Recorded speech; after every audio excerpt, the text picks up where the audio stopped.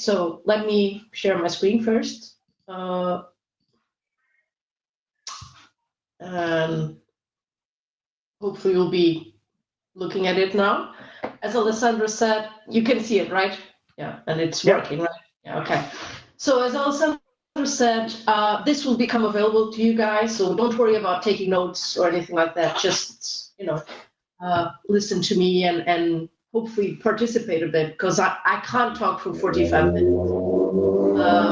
So I expect you to be interacting. Hopefully I'll manage to do that, because obviously this was supposed to be live and we were supposed to meet face to face.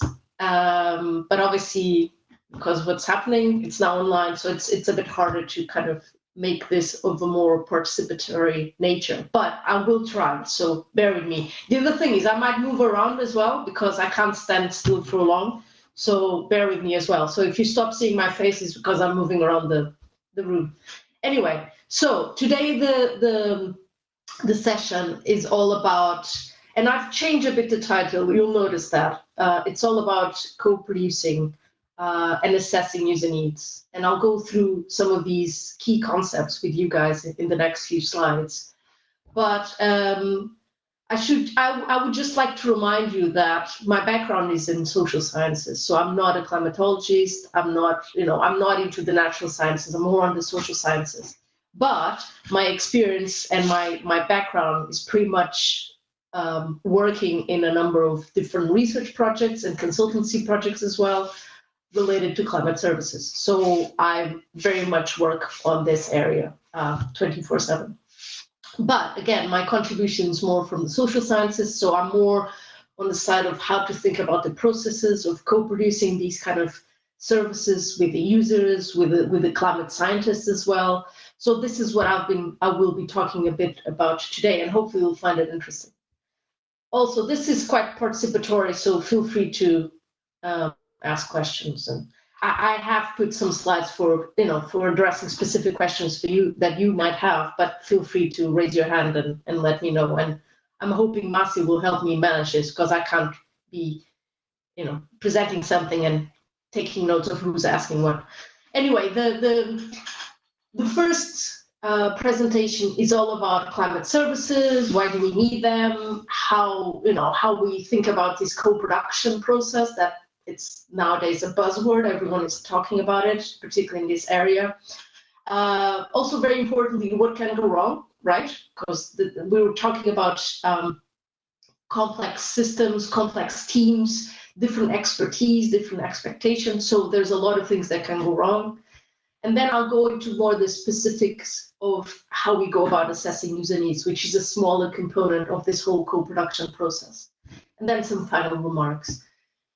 Please keep in mind that this is a quite short presentation for a lot of the things I'm talking about, so I will be skipping some of the slides, but I am available through the Living Lab, so if you have any questions or you want to discuss any of these issues in more detail, let me know and we can have a chat either through Chime or email or whatever, so I'm available.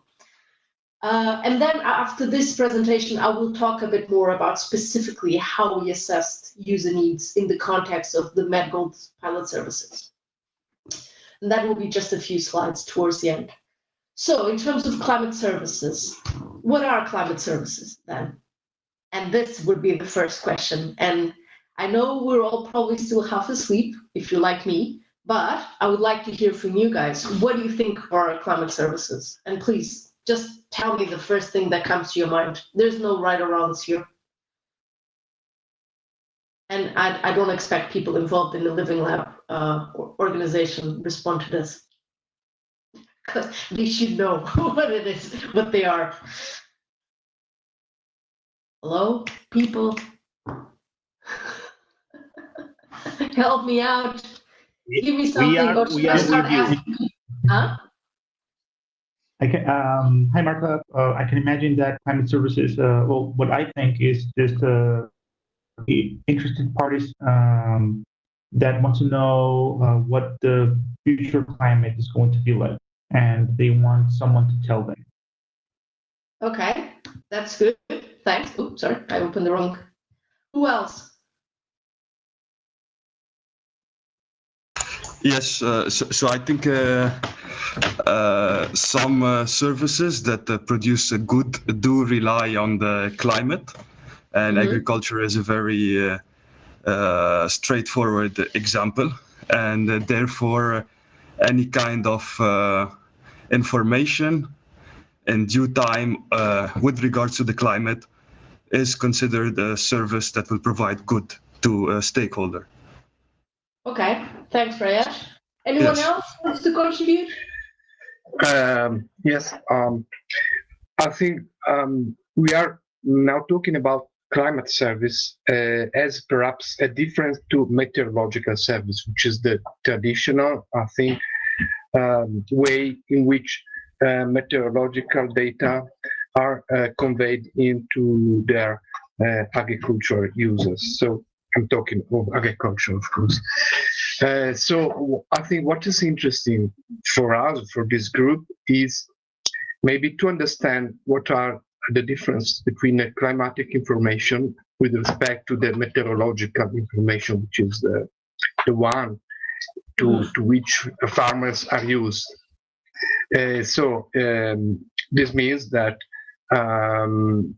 climate services should take into account the changes which are beyond the time typical time limit of meteorological.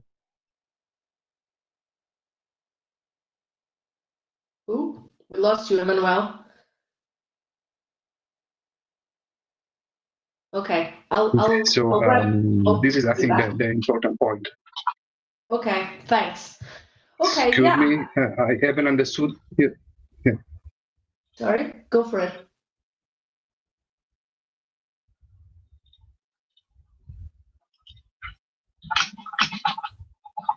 Emmanuel, have you done? Okay. Okay. Yes, sorry, there is a poor connection for me, so sometimes I can't hear. This is the case. I haven't heard what you have said before in the last 30 seconds, so sorry, I cannot answer. If there was a question. It's fine. I was just wondering if you had finished your idea. That's all. Okay, but yes. Okay. So, yeah, a lot of you touched upon different things that are normally thought through in terms of what we mean by climate services. And this is just a word. Actually, if you're not talking, can you please mute yourselves? Otherwise, I'll be hearing the background noise. Thank you. So this is just a bubble word that I put together based on 3 different definitions by the Global Framework for Climate Services, which is set up by the World Meteorological Organization, the IPCC Assessment Report number 5, and then the Climate Services Partnership. So this is kind of just a word bubble of the keywords that come out when you put together these 3 different definitions by these 3 different initiatives. And you can clearly see that there are keywords here, such as climate information. So this idea of focusing on the climate timescales as opposed to the weather timescales, as Emmanuel was mentioning, but also this idea of linking with specific users, fitting in specific decision-making contexts. So rather than having broad climate information out there coming out of models, we are trying to somehow tailor it, translating it, producing it into tools, products that are specific, that address specific users and specific services. So it's this transition from having climate information in general into something that is of use to someone. So this is where climate services sit, okay? So in terms of, and again, here I included another definition by Vaughan and Desai, which did seminal work on climate services in 2014. And again, I like this definition because it wraps up quite nicely. The idea that it's about developing, about providing climate information and knowledge. So it goes from just simply being raw data coming out of models into this idea of this transition into supporting users and decision makings through the development of tools, websites, products, whatever it is. So this is where climate services sit, okay, between the users and the climate information that is being provided and produced. So central to this concept of climate services are three key ideas, in my mind at least. One are the users of the service, the other one is the climate information and knowledge, and the third one is how these are provided to the service, to the user. So in terms of the users, and again, I'm going through these very quickly, but it's just to kind of hopefully pass you on some key ideas that I think you need to be aware of when thinking about climate services, when working within climate services. So this idea of users, what is important for you to understand is that it's quite a fluid and very relative concept. We tend to use, and that's why they're inverted commas, we tend to use this idea of users, but users means very different things in very different contexts. So this to say that, for example, when we think about users in climate services, a lot of people automatically think about the end user, so the person that is at the end of the process of developing a climate service. But there are other potential users in between. So for example, and this is why I put this diagram here, for example, the National Met Services, for example, they can be producers of climate information, but they can also use climate information in the sense that within National Met Services, which tend to be quite large and big organizations, there are different departments doing different things. So whilst one department can be producing raw model data, another department can be already using that data to develop climate services to end users. So it is important here to understand that there is a very complex landscape of users and potential users of climate services, and it is important to move away from this idea that we only have the producers and the users. There's a lot of different actors in between that can also be users of climate services. The other one, the next aspect is the climate information itself. And Emmanuel already alluded to this. And obviously, as the name implies, we are focusing on timescales that, that are not linked to the weather timescales. So we're not talking about nowcasting or forecasting for the next few days or next couple of weeks. We're talking about going from subseasonal, seasonal, up to long-term climate change projections. So, and equally, it's also not historical weather. We can talk about using historical climate data to inform climate services, but again, the focus here is on climate, either be historical data or future data, forecast data. So the focus here is on climate, okay? The other important aspects when we're talking about climate information is to be aware that we can use different types of climate information, different types of products to develop the services. So we can talk about using different types of model data, raw model data. We can talk about using already post-processed products into, and integrate those into climate services. But we can also talk about simple essential climate variables.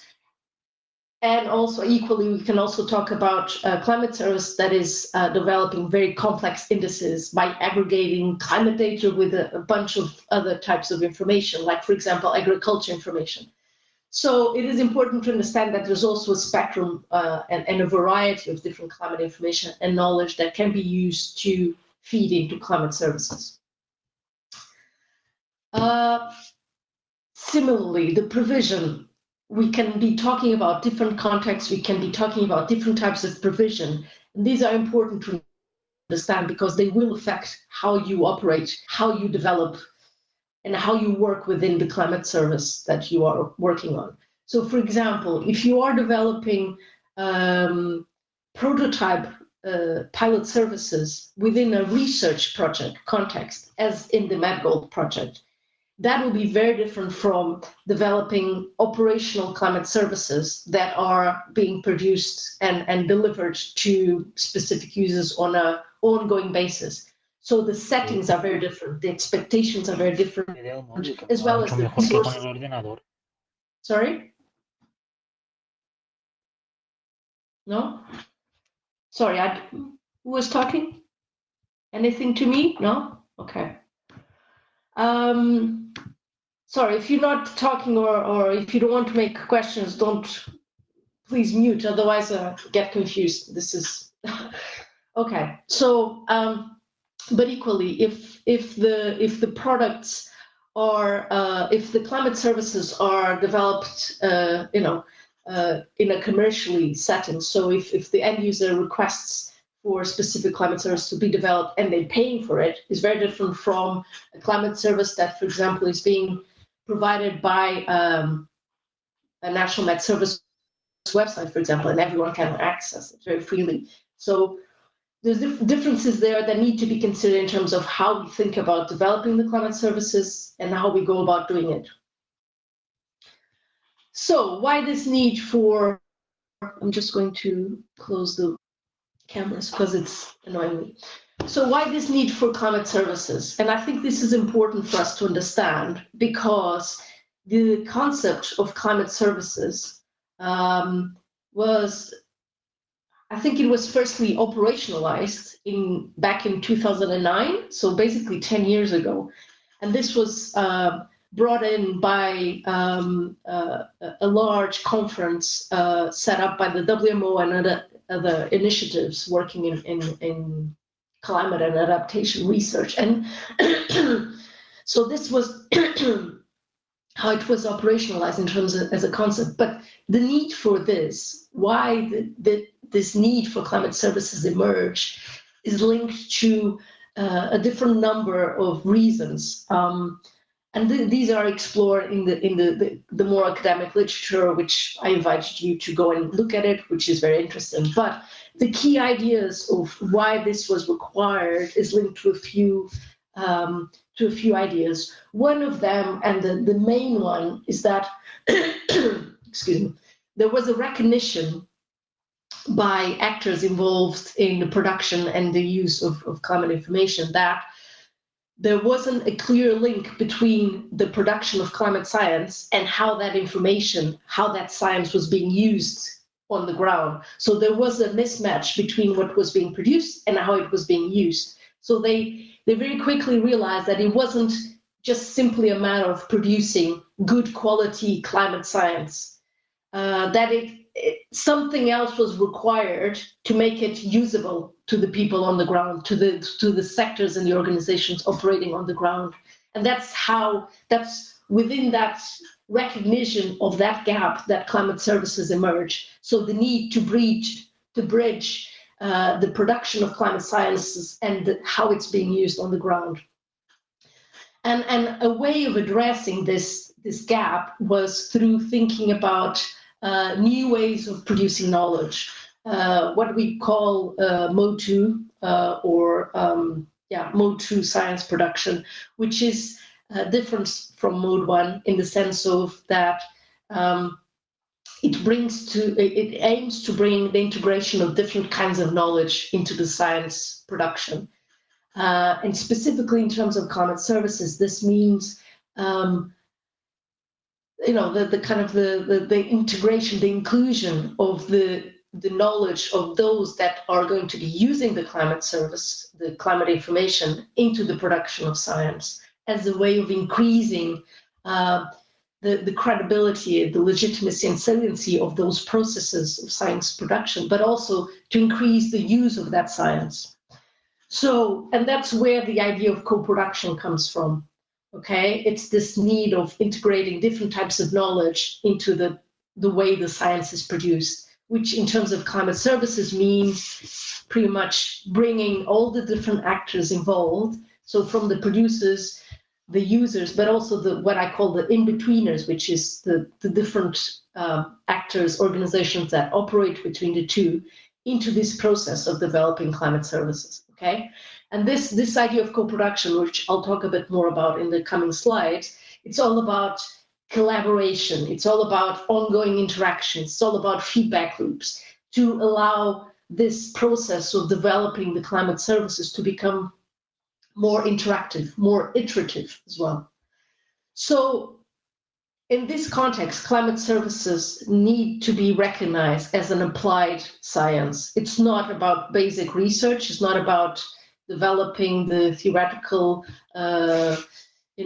formulas behind the models or the parameters or all of that. It's all about how you apply what's being produced into specific context, okay, into society at large. And another important aspect of climate services is that these are multidisciplinary. By this, I mean that these are services that are trying to address a complex problem, what we call a wicked problem, which is what we define climate change as well, which requires the different expertise and experiences from different disciplines. So it's not just about the climate scientists, it's about bringing the social scientists, the humanities, the psychologists, the economists, because just by bringing this group of expertise, you will be able to develop effective climate services. So this is, in a nutshell, what the key ideas about why we need the climate services. And again, I invite you to look into these papers that I include there, and I provide the references at the end as well. And I think this is just referring a bit more about the users and why we need climate services and why we need climate services to be developed on the back of multidisciplinary teams is because the users we're dealing with and that are part of projects like in MedGold, we work with our users. They are project partners. Included in the development of the climate services is because there's a very complex landscape. Different users, and by these I mean end users, so the organizations on the ground really using the climate services to address their specific problems. These can be a variety of different types of organizations from different sectors, which means different concerns, different expectations, resources, different ways in which they make decisions, different sectors in which they operate, and all of this requires different things from science and how we develop the climate services. They also have different levels of expertise and technical knowledge. So as a rule of thumb, larger, and I suppose it's a bit logical, larger organizations tend to have more resources and capacity to bring expertise and technical knowledge. Smaller organizations and less, but it varies a bit as well. And also this is another important point as well, that for the teams working, the technical teams working in climate services, particularly the climate scientists, they tend to be very very particular about this very specific separation between weather and climate and all the different subsections within that. So subseasonal, seasonal, decadal, long-term climate change projections, and so on and so forth. And the same with weather. And from the other side, so from the user side, these kind of separations, they don't tend to be noticed. They do not know, they don't care, they just want something that actually fits their decision-making processes and what the kind of information they need to address their problems, be it weather or climate or subseasonal or seasonal, they don't care. And I think this is important to understand because we go in normally with these kind of expectations that, it's climate, it's not weather. And a lot of the times, they're not even aware of it, and that's fine. They don't need to be aware of it. It's up to us to also facilitate that interaction with them. So, as I already alluded to it, and this is based on work by Maria Carmen Lemos, which is very, very interesting, and most of her work is based on seasonal forecasts. But she identified the kind of the aspects that really motivates organizations to use seasonal forecasts. And some of the bullet points I mentioned there, and again, I invite you to go and look at her paper, which is really interesting, and it's a very important work in this context. she identifies the aspects that for the users were really important. You know, the time of the information, when it becomes available to them, is it relevant to how they make decisions? How is it accessible? Is it accurate? Is it salient to what they want to address? So there's a lot of different aspects that she picked up in her work that it's very relevant in the context of climate services. And these are the aspects we should consider when we're developing climate services together with the users. The other important aspect here is that the users' needs, they change over space and time. And a lot of the times they can also change within the same project, for example, either because they become aware that maybe something else is more interesting, or because the information, for example, the climate information they ideally wanted is not possible, or doesn't have the level of reliability and skill needed. So, things change. So it is important to be aware of this, and it's important to be flexible to allow those changes to happen.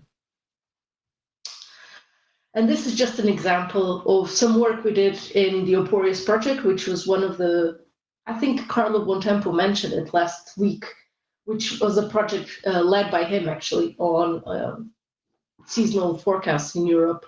And this is just a bit of a kind of a mapping exercise, just to show you the different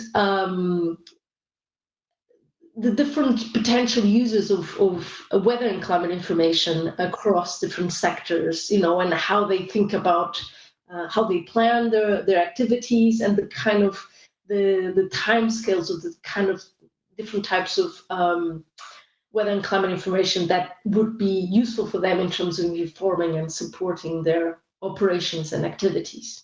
There's more on a paper that I wrote on that, so feel free to go and look at it. So, any questions? I'm just trying to find your faces again. Where are you?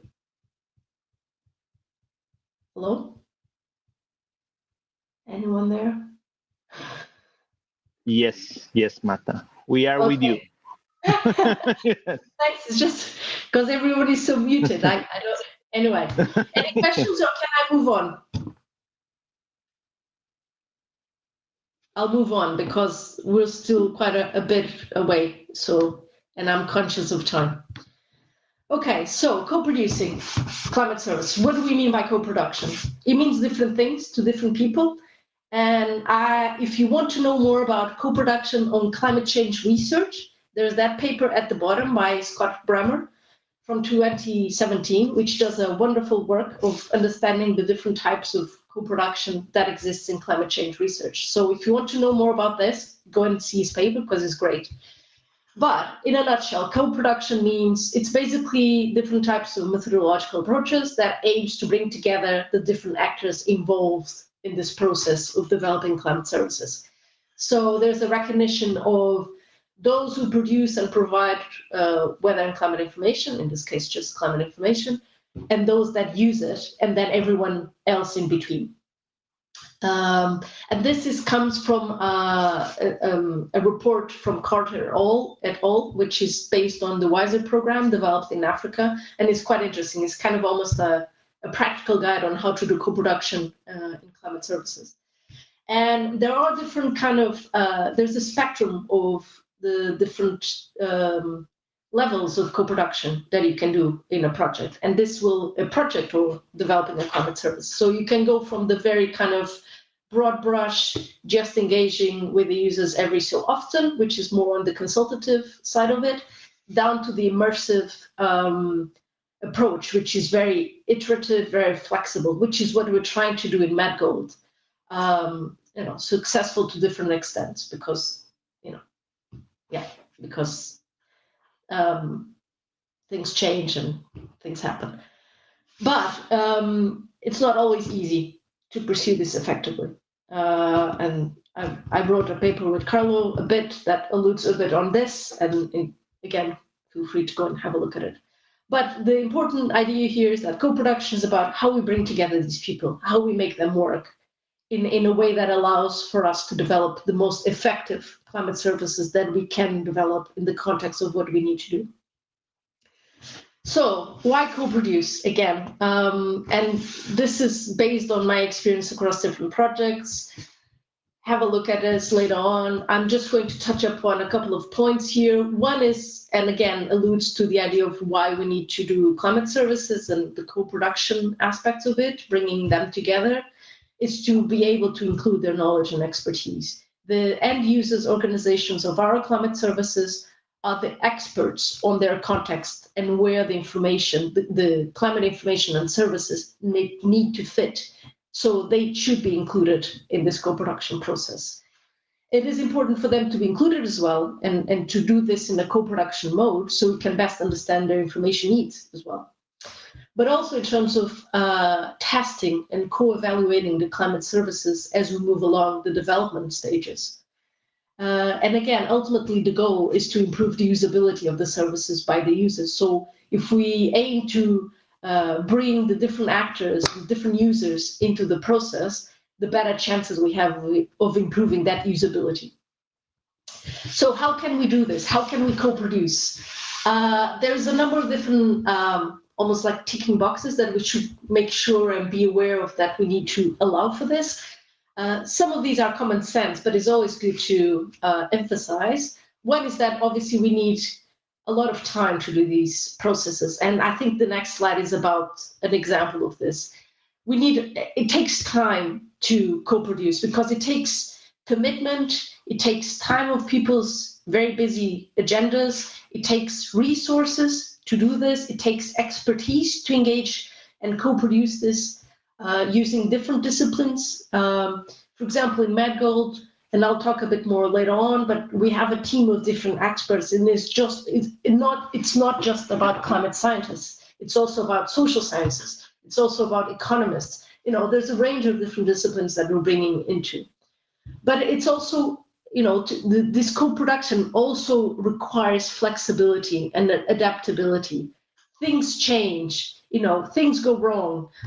People change their minds. People leave to other jobs. So it is really important to be flexible and constantly adapt to the new needs, new situations, because co-production takes time. I mean, we're talking about years of process of developing a climate service. So a lot of things happen in between, and we need to be flexible. We also need to account for effective feedback loops. Co-production means bringing different people together to discuss, develop ideas, develop services. And all of this is built upon effective feedback loops. We need to set up mechanisms to allow that interaction to happen. And it needs to happen both ways as well. So this is, again, the example I was mentioning about. This is, again, from the Oporis project. We developed a climate service with farmers in the south of the UK. And this was a climate service in a research project. So this was a 2-year process to develop a tool that the farmers could use. And this is just to show you how long it took and how much was involved in actually ending up with a tool that the farmers thought would be useful for their specific decisions. This is just to give you an idea. It's not peachy. It takes time. It takes commitment. People, a lot of work. Hello? I'm hearing myself, but okay. If anyone is not muted, please mute. So, okay. Well, now you can unmute because this is a question for you guys. But so with this, we just went through what can go wrong when co-producing climate services. Where do you think it can go wrong? Just tell me the first thing that comes to your mind.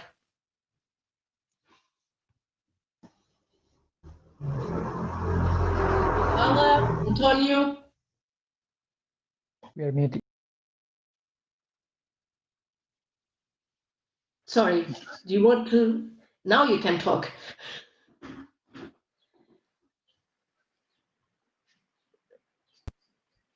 Antonio has written wrong. Please, Antonio.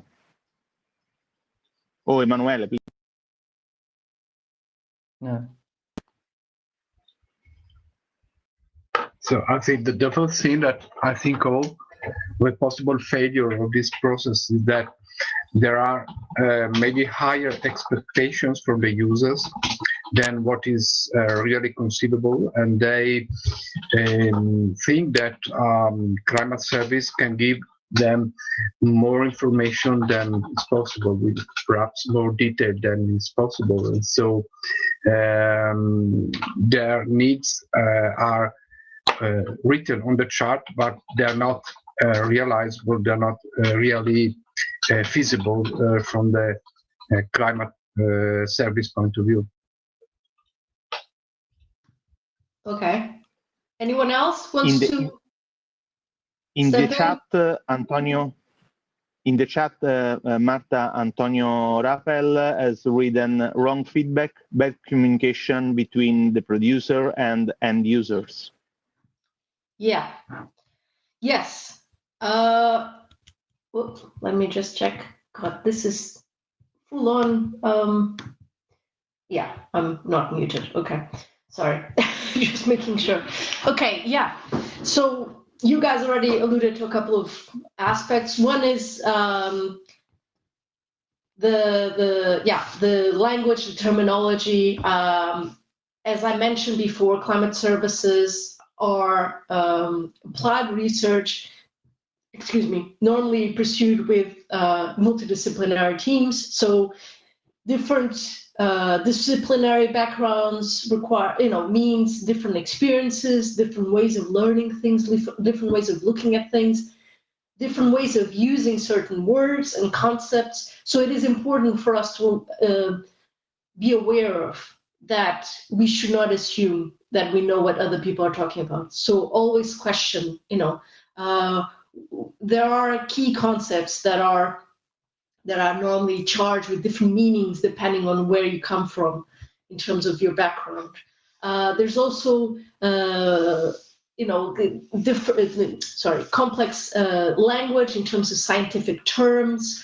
And I know from experience, I mean, when I first started working in climate services, I couldn't get my head around, and I still struggle with it, with concepts like reliability, skill, uncertainty, all of that. And I work in this. So if I struggle with this, and I've been working in this area for almost 10 years, imagine someone that is completely outside of this world.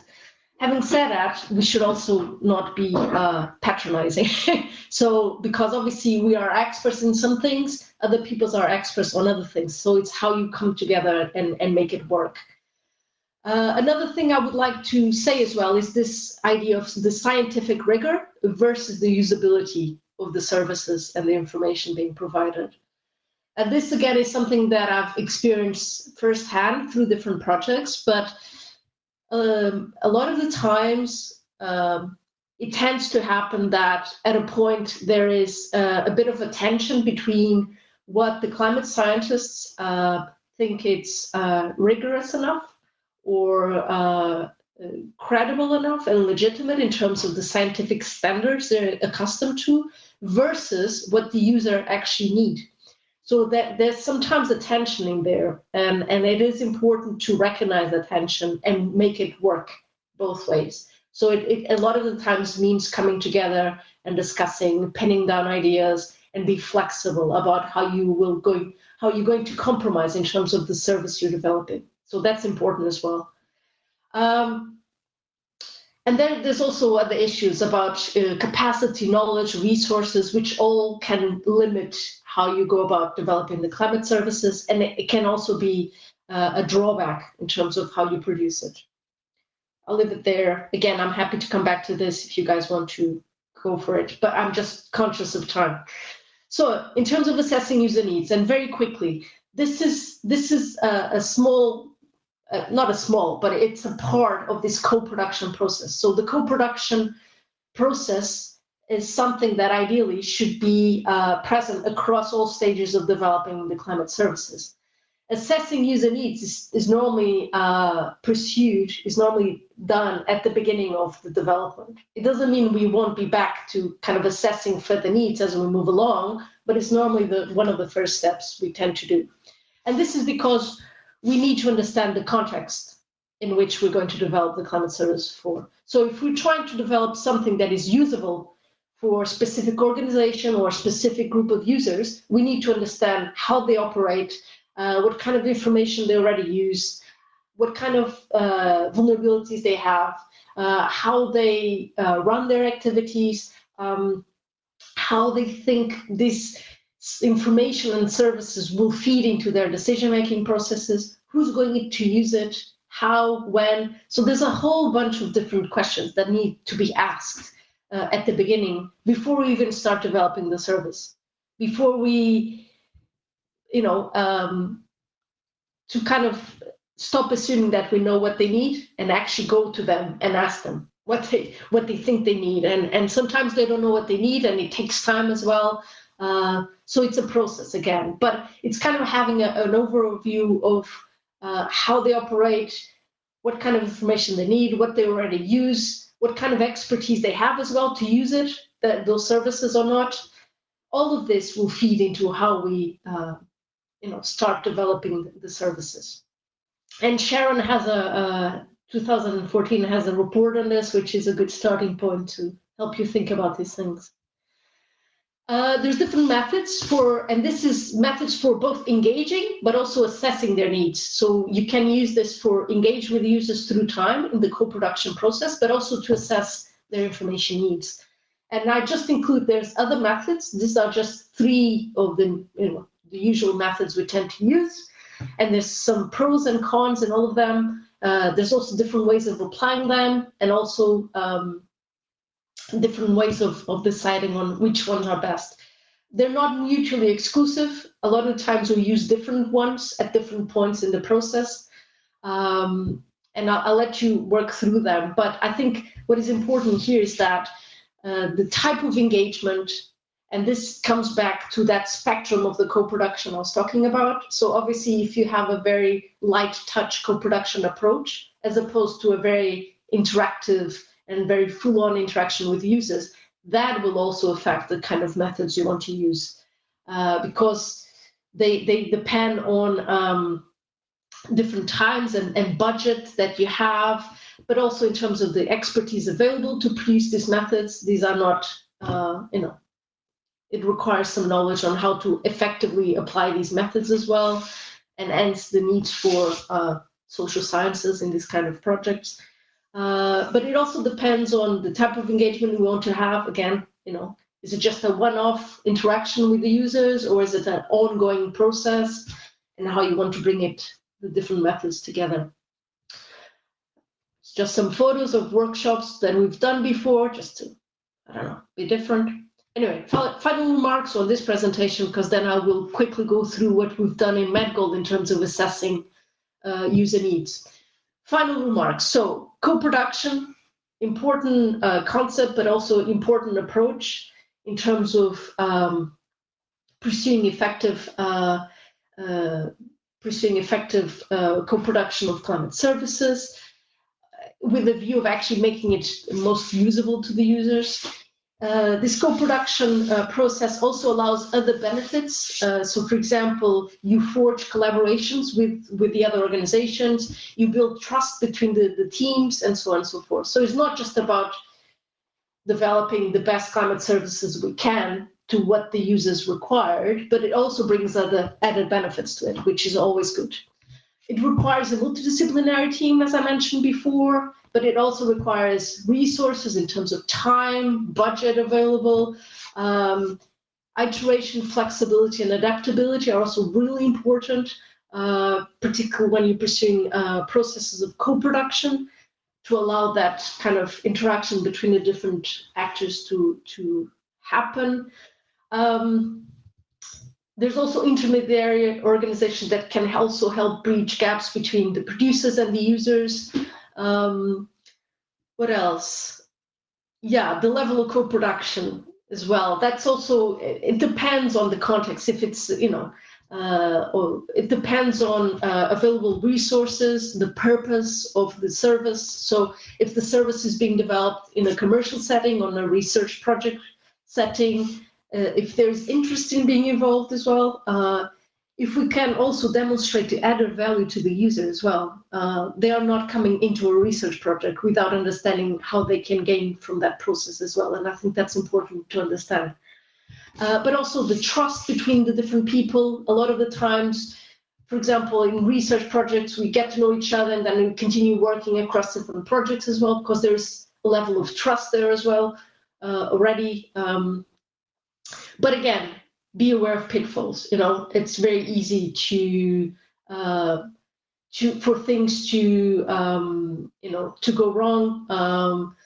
There are a bunch of different aspects, like I was mentioning before, between standards and user needs, managing expectations, terminology, importance of being really clear about how you communicate things. So it is important to keep that in mind. And finally, users are really busy, normally, user organizations. They're, the aim of their operations is normally not to be fully involved in the development of a climate service. That's something out there, right? So they need to carve time within their really busy schedules to engage in this kind of co-production processes. So we should try and engage and bring them into these kind of processes according to their timings, their practices, and so on and so forth. And that's all for me, first presentation, and I'm aware of time, but if I have 5 minutes, I'll go through how we've done, how we've assessed the user's needs in MedGold. Again, these slides are available online, so don't worry about this. I just want to ask if there is any quick questions before I move into the next presentation. Okay, Marta. Yes, we are running out of time, but of course you can answer to the questions in the following session. Okay, in the question and answer question. So please go on. Okay. Okay, I'll continue then. For the second one. This is like 4 slides, so it's not long. It's just to give an idea of how we approach this assessing the needs. So we've aimed to implement a co-production process as best we can, obviously, because we're also constrained in terms of times and resources and all of that. And as you know, we have 3 pilot services focusing on olive, grapes, durum wheat, and we have industrial partners that are partners in the project, so they are active partners, which is great because it facilitates a lot of these co-production processes, and they also allow us to engage. They also serve as the link between the project and the wider sector, because they have their own contacts as well. So that all of that is very beneficial. So for olive we have Decoop, grape we have Sograp, and then durum wheat we have Barilla. So each of the pilot services for each of these subsectors is being co-produced with that specific user in mind. So they're very much involved in this process. And each of the pilot services have their own technical teams, which is also important to know, because obviously, they have, there's some overlap, but they have their specific technical teams. Look, having said that, and as Alessandro already mentioned, we follow this kind of, and actually it's the structure of this living lab. So we have these 4 key broad steps that we use to develop the services, which is assessing needs, developing, testing, and assessing the value of the services. And because we are using this common approach across the 3 pilot services, we thought that it would make sense as well, for the sake of consistency, to have a broad common methodological approach across these 3 different sectors. And the same applies for assessing the user needs, which I'll explain now. So even though we have these 4 broad steps, in reality, it actually looks much more like this. It's much more messy. It's not as straightforward and linear as it looks at the top. In reality, it's much more like below, and even that is a very simple approach to it. We're at the first, well, we're not at the first stage, sorry. We are at the first stage in the Living Lab. At the moment, in terms of the project, we're starting the testing phase. But today, I'm going to talk about assessing the user needs, okay? So we've decided that even though the pilot services are very different, because we're talking about different users, different sectors, different needs, different ways of operating, and so on and so forth, we decided that there were some common areas of questioning that we should ask across the three different sectors, including, what were their key vulnerabilities, their activities, the key decisions they were making within their organizations, how they're using weather and climate information or not, and if not, why not? How can that climate information be improved? And then, some of their current and future needs in terms of, how they make decisions and how they operate. And this was the first step for us to understand, have a broad understanding of the context of how the different users operate within their own activities, the kind of information they already used, how they operate, and so on and so forth, and how we can perhaps help improve that use of climate information. So it's basically, this first assessment was to understand the potential entry points for us to identify where they might need climate services and how we can perhaps even improve existing climate services. So this was just to give us a first understanding. And this was also underpinned by common methods. So that's a very simple kind of table about the different pilot services and the methods. So we range between participatory workshops and focus groups, which are very similar approaches. But as you'll see, different partners from the MedGold were involved. And this is useful to help you understand how different technical teams are involved in the different pilot services, and then the participants. And you'll see that even though we did a very similar, we asked similar questions across all pilot services, there were also different aims of the workshops as well. Because by this point in time, when we started assessing the needs, we had already had initial discussions with the end user organizations, so with DCOP, SOGRAP, and Barilla, because they have been involved in the development of the proposal, because they are project partners. So by then we already knew a bit about them, right? So this was almost like a second stage to assessing the needs. It's kind of going more in depth and understanding really exactly who was doing what and how we could really help out. And then some nice photos of us all looking nice and happy in our workshops and focus groups. So that first assessment helped us to do this. And again, this is a very basic mapping exercise of the key operations and decisions that we were able to identify from those workshops and focus groups in terms of the three pilot services and mapping it against different weather and climate time scales. So this is what allows us to do, to really start identifying the potential entry points that we wanted to use to focus the development of our climate services.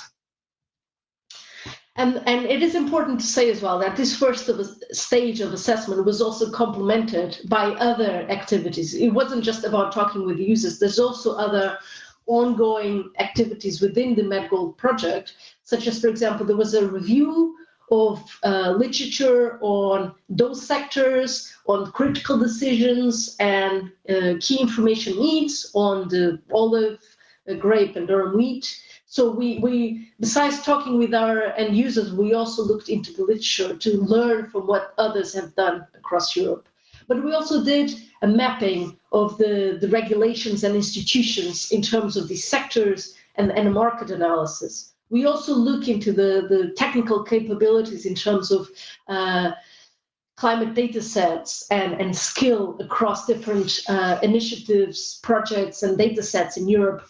And we also started the discussions and the development of what is now what we call the dashboard, which is this common ICT infrastructure, which kind of underpins the dashboard, which the users are now able to interact with. So all of this was part of this first stage of assessing user needs. And this was the kind of the not the starting point, but the continuation of the assessing the user needs, and the first step to pick up that information to inform the development of the better versions of the medical pilot services.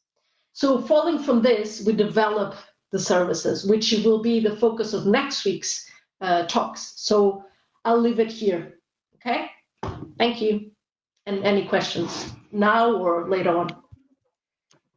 Thank you very much, Marta. Thank you very much for your